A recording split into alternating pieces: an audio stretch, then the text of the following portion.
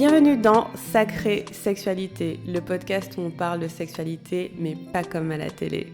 Je m'appelle Livia Quero, je suis écrivaine, je suis coach en sexualité et je suis aussi très fan de comédie romantique. Et tu vois, dans les comédies romantiques, le sexe c'est toujours automatique, fluide, génial et parfait. Et ça ressemble pas trop à la réalité. On ne nous montre pas tous les moments maladroits, compliqués, qui sont durs à naviguer. Et on ne nous montre pas non plus toute la dimension magique, sacrée de la sexualité qui va bien au-delà de mélanger les corps.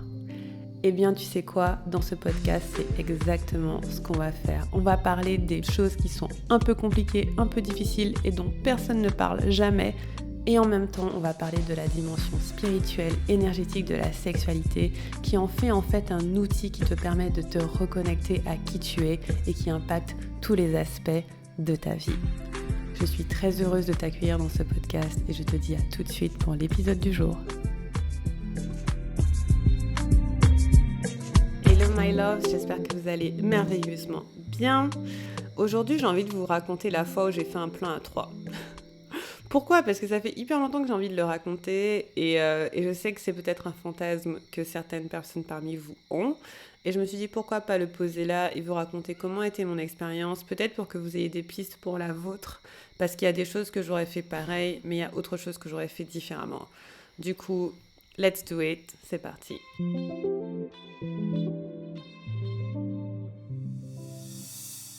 Alors ça arrivait quand j'habitais à Londres, environ 1 an et demi avant de rencontrer mon chéri actuel. Et j'étais célibataire, fraîchement célibataire d'une relation toxique dont je parle dans un autre épisode. Et ça faisait peut-être 8 mois, 9 mois que j'étais célibataire. Et j'avais eu 2-3 interactions avec des hommes qui se sont pas très bien passées parce que moi j'étais folle amoureuse, j'avais trop envie de tomber amoureuse de quelqu'un et en face j'ai pas trouvé ça. Et donc du coup, je me suis dit, je me focalisais sur moi et mes envies et mes désirs. Et j'avais un fantasme, c'était celui de faire un plan à 3 avec 2 hommes. Je ne suis pas particulièrement attirée physiquement par les femmes, donc ça m'est jamais venu de le faire avec une femme et un homme. Mais après, peut-être que pour vous, ce serait plutôt une autre configuration. Mais en tout cas, pour moi, c'était avec 2 hommes. Et le truc, c'est que je me rappelle que j'étais hyper intentionnelle, dans le sens où j'ai décidé que c'était un objectif et que j'allais faire ce qu'il fallait pour l'obtenir. Et si vous me connaissez un petit peu, vous savez que quand j'ai un objectif en tête, je l'atteins toujours. Et donc du coup, mon objectif, c'était je veux avoir un plan à 3 avec 2 hommes. Et je me rappelle que ça s'est passé alors que je crois que j'étais sur Tinder ou Bumble, je sais plus quelle appli. Et je cherchais toujours l'amour de ma vie, quoi. Je cherchais quand même un copain. Mais je suis tombée sur l'annonce d'un gars, il n'y avait pas de photo et tout, mais il disait qu'il était dans le swapping de meufs, et je sais pas trop, j'ai pas trop compris. Mais vous savez, il y a des hommes qui aiment bien, par exemple, quand leur compagne couche avec un autre homme, des choses comme ça. Et lui, il aimait bien ça. Et il aimait bien aussi les plans à plusieurs. Et moi, j'ai toujours eu un fantasme du groupe. Enfin, j'ai toujours kiffé l'idée du sexe en groupe. Je trouve ça même esthétiquement plaisant. Je sais pas, je trouve ça hyper excitant et kiffant. Et donc, du coup, je me suis dit, j'aimerais bien avoir ma première expérience de groupe. Parce qu'à partir de 3, on a un groupe. Et je me rappelle, je l'ai contacté.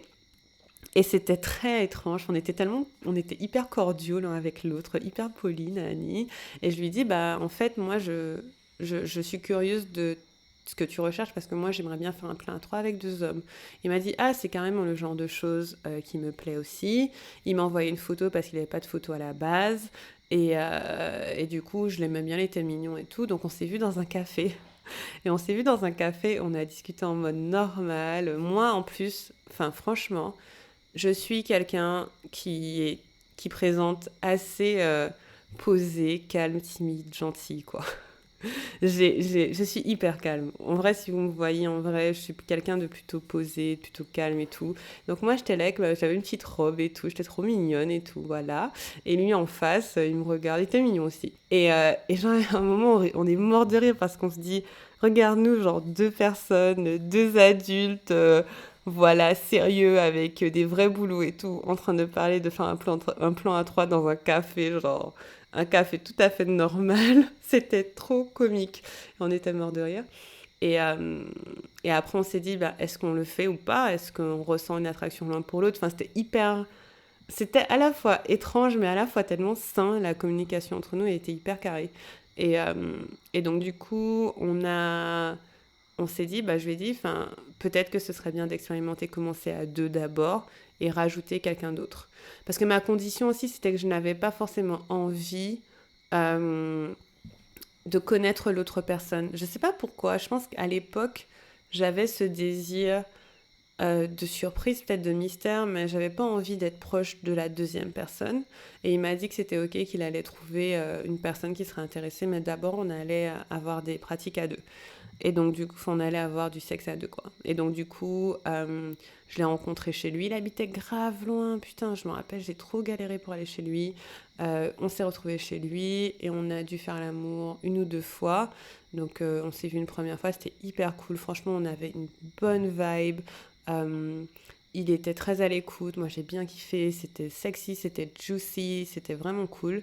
Et on s'est vu une deuxième fois.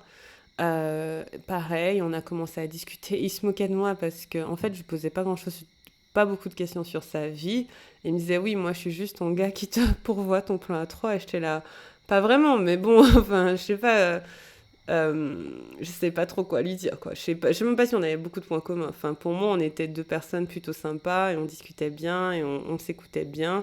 Et c'était cool. Et je crois que c'est la troisième ou la quatrième fois où là, voilà, on s'est dit qu'il allait ramener quelqu'un.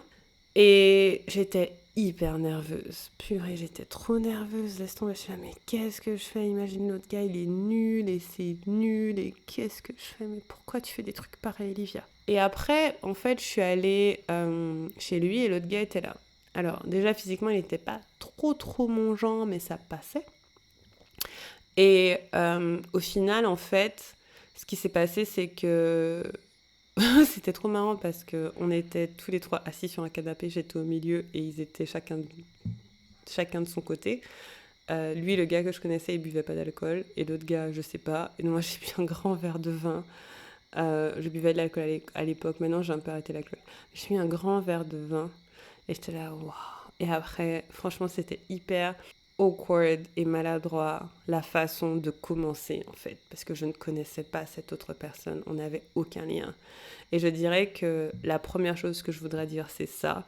La première chose que je regrette un peu, c'est que j'avais un lien avec la première personne, on rigolait bien, on avait une certaine complicité, on était à l'aise et tout, mais j'avais aucun lien avec cette deuxième personne. Et je savais pas qui il était, je savais pas comment il était, je ne connaissais pas son corps, il ne connaissait pas le mien. Et au final, je n'avais pas envie que ce soit des amis avec qui je fasse plein à trois. Mais en fait, finalement, avoir un parfum inconnu, c'était pas super non plus. Et donc, je sais pas comment j'aurais fait logistiquement, pour être honnête.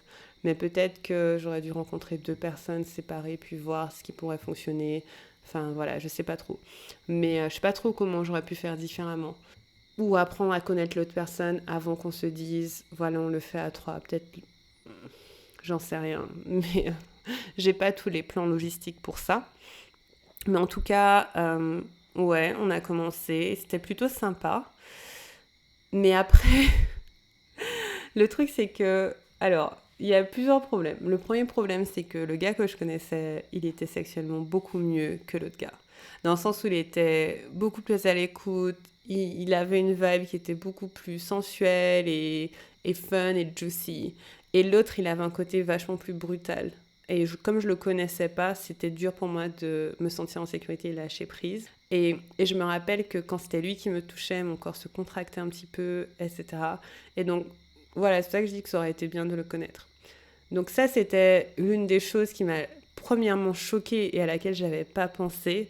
C'était que c'est vraiment deux personnes différentes, en fait, au final, avec qui on a une interaction, qui fonctionnent pas pareil, qui n'ont pas le même style et qui n'ont pas le même rythme. Et quand on fait l'amour avec une seule personne, on peut plus facilement se caler sur son rythme. Mais quand on fait l'amour avec deux personnes, ça commence à être waouh. Et donc ça, c'était un peu bizarre. Mais par contre, il y avait un côté que j'ai kiffé, c'est que j'étais complètement dépassée par ce qui se passait. Overwhelmed, comme on dit en anglais. Genre, j'étais complètement overwhelmed. Il y avait des mains partout, des gens par là. Je touchais quelqu'un ici, je touchais quelqu'un là. Enfin, ça, je pense que c'est la sensation que je cherchais par rapport au groupe. Et c'est là peut-être qu'est le lâcher prise. C'est dans le fait que il se passe tellement de choses que tu peux pas contrôler au final. Tu peux pas maîtriser tout ce qui se passe. Et ça, j'ai kiffé. Et je me suis dit, j'aurais tellement aimé être plus ancrée dans l'instant pour vivre cette sensation. Parce que je pense que j'avais un peu de nervosité qui m'empêchait de la vivre à 100%, mais j'aurais kiffé refaire cette expérience la même en étant complètement OK avec le fait d'être dépassée. Il y a une chose aussi que je veux dire qui est importante, c'est que je pense que c'est important du début de réfléchir à la dynamique, parce que moi, c'était très clair que c'était deux hommes pour me faire plaisir. Parce qu'ils n'allaient pas se faire plaisir entre eux, ça c'était une chose qu'on avait déjà discutée. Et donc c'était deux hommes pour me faire plaisir. Et vous, si vous avez un plan à trois, par exemple, il faudra réfléchir à qui fait quoi, qui sert qui, enfin qui s'occupe de qui. Par exemple, si c'est deux femmes et un homme, euh, peut-être que les deux femmes peuvent avoir une interaction entre elles, mais peut-être pas aussi. Peut-être que c'est pas le cas. Donc ça veut dire quoi? Ça veut dire que les deux femmes, elles sont sur l'homme. Est-ce que c'est à tour de rôle, genre à un moment donné, un homme, une femme caresse une des femmes, etc. Enfin, c'est bête, mais il y a un côté logistique qui est aussi lié au consentement et aux attirances des gens. Parce que tout le monde n'est pas... Enfin, dans le plan à trois, en fait, tout le monde n'est pas forcément intéressé par tout le monde. L'autre chose aussi qui peut arriver, notamment si c'est un plan à trois avec deux femmes et un homme, c'est que si vous le faites dans le cadre de votre couple, c'était pas mon cas, mais si c'est une relation qui est déjà ancrée, la troisième personne, il faudra réfléchir à comment vous l'introduisez, quelle est sa place, quel est son rôle, et c'est des conversations à avoir, je pense, parce qu'en fait, une personne peut se sentir délaissée, l'autre pas. Et c'est hyper important d'avoir une discussion sur les envies et les désirs de chacun, et les limites de chacun, et ce que chacun recherche en fait. Et moi, j'avais eu cette conversation avec cette personne qui m'a introduite à l'autre en lui disant le genre d'interaction que je cherchais. Donc ça, pour moi, je pense que c'est important d'avoir cette conversation. Donc globalement, c'était hyper fun, c'était overwhelming, genre j'étais vraiment dans... Je sais pas trop ce qui se passait. Et je regrette juste d'avoir été trop nerveuse pour vraiment profiter de ce qui se passait à ce moment-là. Après, un truc que j'ai pas aimé à la fin, donc je me rappelle que j'ai pas eu d'orgasme. Franchement, j'étais pas sur ça. J'étais juste en train de comprendre ce qui se passait. C'était hyper fun, c'était vachement long. Et il y a un truc aussi que, pareil, et ça, je me dis, enfin, en fait, quand c'est la première fois, tu sais pas toutes ces choses-là. Mais bon, maintenant que je vous l'ai dit, vous saurez. En fait, je voulais absolument être équitable entre les deux. Donc, je voulais que si je touche l'un, je touche l'autre. Si je fasse telle chose avec l'un, je fasse telle chose avec l'autre. Et ben, la personne que je connaissais, elle m'a dit mais non, mais c'est pas la peine d'essayer de nous plaire à nous en fait, c'est pas la peine d'essayer d'être équitable. On va gérer. Et c'est vrai que je pensais un petit peu plus à eux qu'à moi. Je voulais pas les vexer. Et notamment le gars que je connaissais, je me disais mais si je porte trop d'attention à l'autre, est-ce qu'il sera vexé? Et en fait non, ils s'en fichaient. Mais je trouve que c'est le genre de choses où on peut pas savoir avant quoi. Ça m'a surpris même de penser à ça, de me dire wow, est-ce que je fais ça bien au final? Est-ce que je me comporte comme je dois me comporter dans le plan A3? Après, il y a un truc qui m'a laissé un petit goût amer, c'est que ça s'est fini assez abruptement parce qu'en fait, une fois qu'on avait fini, le gars que je connaissais, il devait faire quelque chose, je sais pas quoi, et on n'avait pas discuté de l'après. Et ça, c'est une chose que je dis souvent, c'est si vous faites une relation qui est notamment un peu casual, donc qui n'est pas vouée à durer dans le temps, réfléchissez à c'est quoi la communication après? Qu'est-ce qu'on essaie de faire après? Est-ce que après on se parle plus? Est-ce que on s'appellera le lendemain pour se tenir au courant de comment ça s'est passé? Est-ce qu'on s'envoie des textos et tout? Et notre communication après ce moment, elle était un peu étrange. Je me rappelle pas trop, mais je me rappelle pas que je me suis sentie complète. Je me rappelle pas avoir eu l'aftercare j'avais envie. Vous savez, l'aftercare, c'est dans le BDSM, c'est le fait de prendre soin en fait des gens après une pratique ou après une session. Et pour moi, j'ai pas ressenti ça. Et donc ça aussi, c'est une chose que j'aurais discuté. En fait, c'est une chose que j'aurais discuté et j'aurais une conversation sur ça avant. Mais comme je vous disais, on peut pas savoir. Et donc voilà, donc globalement, je dirais que j'étais hyper fière d'avoir cette expérience et d'aller jusqu'au bout. J'étais hyper fière d'avoir manifesté ça dans ma vie et d'avoir coché ça sur ma bucket list. Super contente de l'avoir vécu pour pouvoir savoir ce que ça fait. Parce que je trouve qu'il y a certains fantasmes où c'est ok de pas les... Voilà, de pas savoir ce que ça fait. Mais il y a d'autres fantasmes où je trouve que c'est bien de les vivre pour savoir en fait. Et je sais aussi ce que j'aurais aimé qu'il se passe différemment et ce que j'aurais aimé faire différemment. Ça n'empêche que je suis quand même assez contente d'avoir vécu l'expérience. Et j'ai pas eu l'occasion de faire un plan à trois après ça. Aujourd'hui, c'est pas trop un fantasme qui me branche de ouf, hein, genre pas plus que ça. Je pense qu'une grosse orgie avec genre 15 personnes, ce serait le prochain, mais mon mec, il est pas d'accord. Euh, Ça lui fait un peu peur aussi. Il m'a déjà dit qu'il sait que je le tromperai jamais avec une personne, mais peut-être avec 15. Ah. Non, mais en tout cas, je sais que c'est plus un désir que j'ai aujourd'hui, parce qu'il a été quelque part assouvi et je suis assez contente de l'avoir fait, mais ça va. Ça va. Mais en tout cas, si c'est un désir que vous avez, bah, je vous recommande de tester et de voir comment c'est pour vous. Et j'espère que ces quelques conseils vous ont aidé. Voilà, à bientôt!